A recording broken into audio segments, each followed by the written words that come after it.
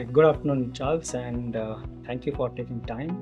So, because this interview is for our global clientele as well, so tell us about the cooperative bank, and then what is the mission of cooperative bank, and also how long you have been associated with this bank and your journey that we put. Yeah, so thank you so much for having me here. The Cooperative Bank was started in 1965 by cooperatives, what you will call your credit unions, primarily as their primary bank, because at that time they didn't have a banker that could support their needs. So they started their own bank supported by the government. Fast forward in the early 90s, it metamorphosized into a commercial bank, but fully owned by cooperatives. And then 10 years later, it was listed on the Nairobi Stock Exchange. So it is owned 65% by cooperatives, and the 35% is owned by the people on the stock exchange. Primarily, the cooperative bank was started for financial inclusion for the cooperatives, but now it has become a commercial bank, as it were. Currently, we are the third largest bank in the East African region, about 9 million customers, about 200 branches. We've got a large digital footprint, as it were, and we process quite a number of transactions, but from a commercial banking perspective. So I joined the bank 9 years ago. I joined as the head of business change, but then I've grown within the bank from heading IT, being a CIO, and then now on the Exco as a director ICT and innovation.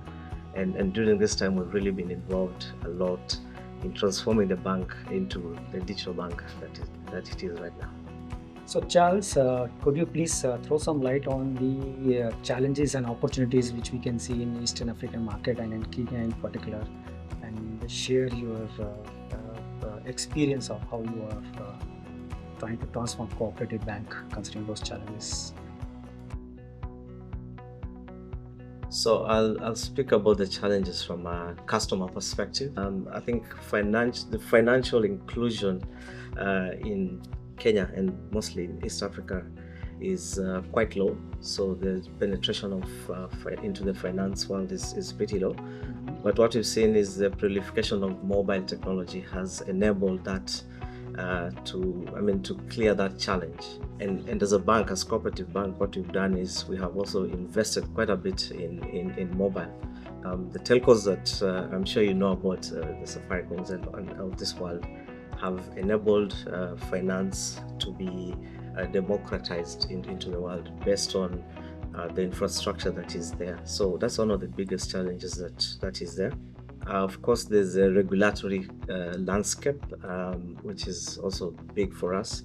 The regulatory landscape is not very advanced, as it were, but it's working for us, and we found ways of working with the regulator to ensure that we meet the needs of our customers. The other challenge that we see a lot is cybercrime. As we move transactions onto the digital channels, you actually literally moving your bet.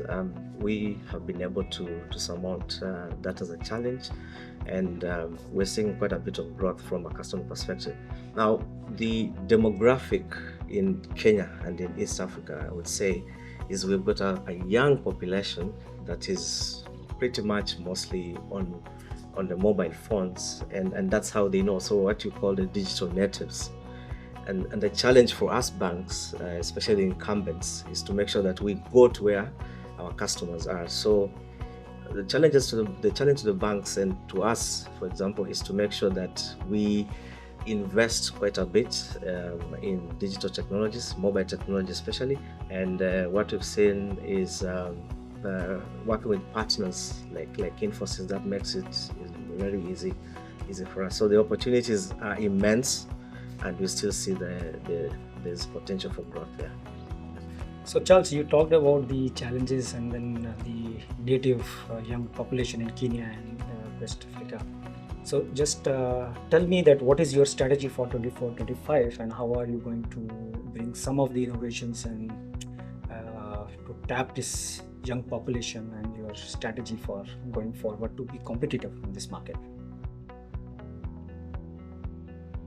Yeah, so thank you. We actually continue to heavily invest in digital transformation. Interestingly, one of the programs that we are now running is what we're calling youth banking, where we are targeting the youth from a product perspective. And we recently just rolled out a youth banking app to interface with those young people.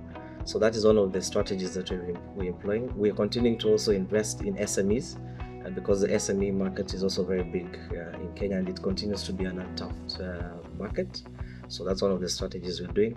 We're also partnering a lot with fintechs and big techs, because we only realize that the fintechs, them being nimble and quick to turn around, they have got some very good solutions.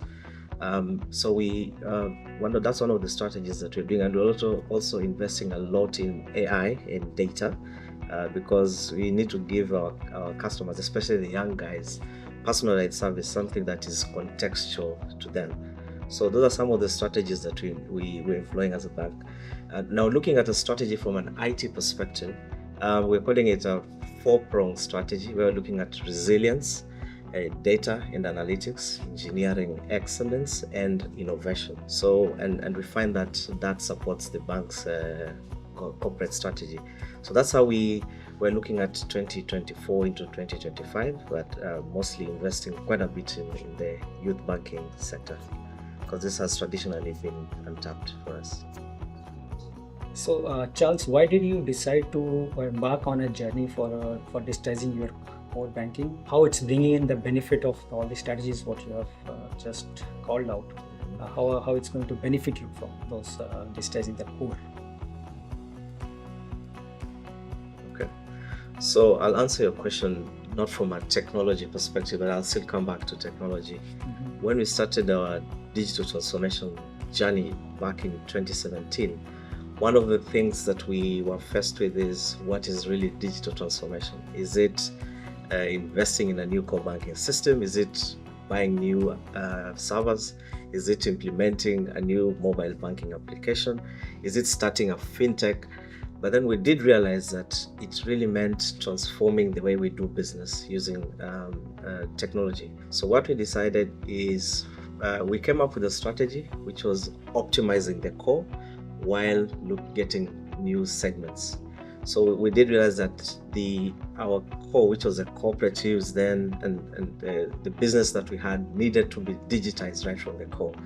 Then from a technology perspective, because we had quite a number of initiatives, we had pillars that we were following, but one of the foundational pieces was getting a new core, because it was a pillar that was going to support our digital transformation.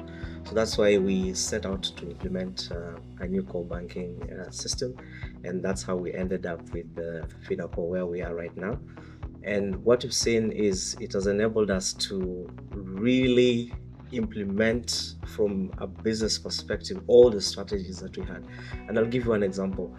In the past, rolling out a project or a program would take us about 6 months, but now using the new core and the capabilities that it has, the APIs that are out there, we're able to roll out products every 2 weeks. So the main reason why we implemented the core banking was it's a major capability that needed to be there in place for us to transform digitally, and that's why.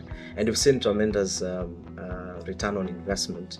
Almost 1 year into the implementation, into go live, it's been more than a year, but the return on investment is there, and we see a lot of opportunities in as far as maximizing on the core banking system, as it were. We know we're just scratching the surface, and that's why we're here to learn more and see how much more we can maximize. So, Charles, by picking Finacle and this relationship, how did you achieve, or how is Finacle helping you to achieve your digital strategy and the objectives what you have laid out? And can you just throw some light around the relationship or the experience you have with Finacle so far? So again, I'll go back to the time we were selecting whichever partner, and you note I say partner that we needed to walk this journey with. During the whole process, we did realize that Infosys and Finacle, from a product perspective, it fits what we were looking out for in a partner and assistant perspective. So our experience has been pretty good in as far as working with Infosys and Finacle. From a support perspective, right from when we were implementing the system, Infosys were very responsive to our needs anytime, and you know during any implementation, people would come in with change requests and all these things. But we worked with Infosys, and they really walked the journey with us, and that's why we had that very successful go live that happened last year.